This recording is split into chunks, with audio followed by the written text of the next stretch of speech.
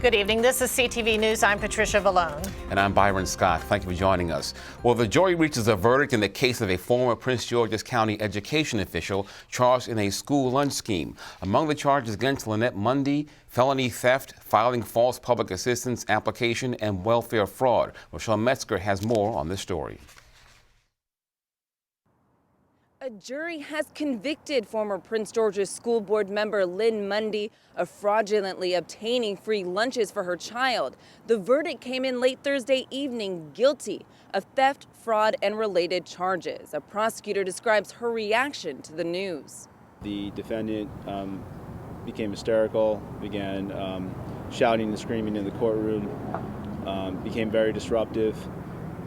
The judge had ordered her to compose herself. The defendant continued to be belligerent and hostile. The judge ordered the deputies to remove her from the courtroom. Mundy worked for the U.S. Government Accountability Office when a 2015 audit showed its employees in Prince George's benefiting from the federal free or reduced price meal plan, despite not being eligible. In 2010, she's earning a salary a little over $73,000 a year.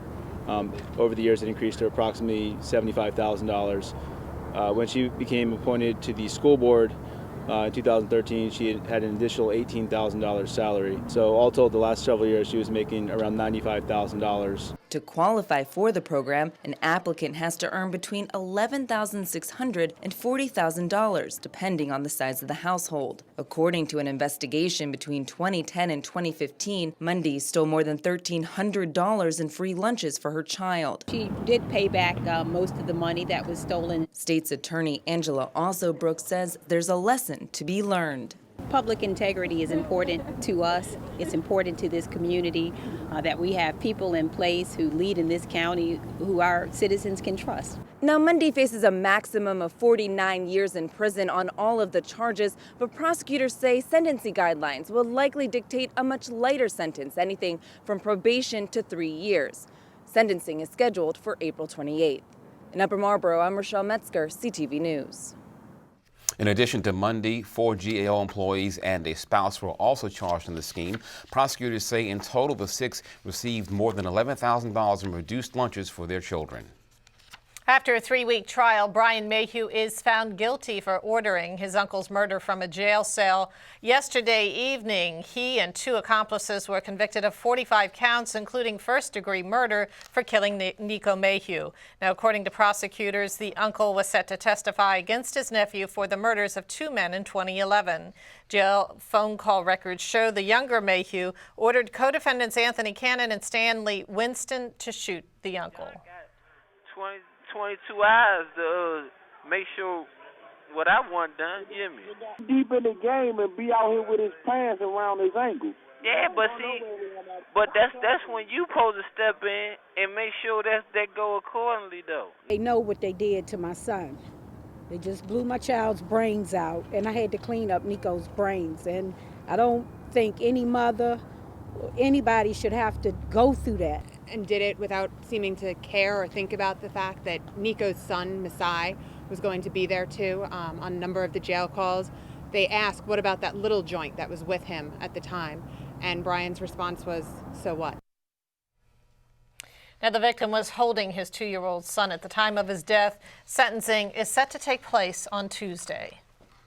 And it could be months before the trials in the Freddie Gray case begin again. Yesterday, the state's highest court postponed the hearings of the Baltimore with Gray's death. Now, officials will use this time to consider whether one officer can testify against the others. CTV spoke with residents there to see how they feel about the judge's decision. Politics again. Postponed it for whatever reasons. For mainly, I guess, it's for the defense. Try them. And not postpone no trial. They need to have the court go on and try them because justice belongs to God and He's going to allow them to be hanged. Corruption in the police department has been going on in Baltimore over 30 years. This thing that's happening now, it's not the beginning. You go back 30 years. I've had my brother beaten for nothing, shot, my family. And I believe that until you clean out that entire police department, there will be no peace in Baltimore. None. And Gray suffered a fatal spinal cord injury last year while in police custody. The first of the 6 officers charged in the case stood trial last fall, ended in hung jury, but he will face retrial. Thousands of mourners pay their respects to the late Justice Antonin Scalia as he lies in repose at the Supreme Court. Scalia's casket arrived this morning with former clerks following his honorary pallbearers. A private ceremony was held for family, friends, and justices in the court's Great Hall. The casket will be on public view until 8 p.m. A funeral will take place Saturday at the Basilica of the National Shrine of the Immaculate Conception in Washington, D.C. There will be a private burial. The 79-year-old was found dead February 13th in his room at a remote Texas hunting resort. Scalia was appointed to the court in 1986 by President Ronald Reagan. He's survived by his wife, 9 children, and 36 grandchildren. Well, officials are still trying to figure out how a driver crashed into a tree in Lake Arbor this morning. The incident happened around 8 a.m. excuse me, at the Lake Arbor Village Shopping Center parking lot.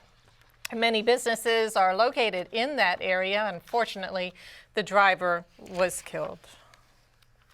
And you're watching CTV News. I'm Byron Scott. And I'm Patricia Vallone.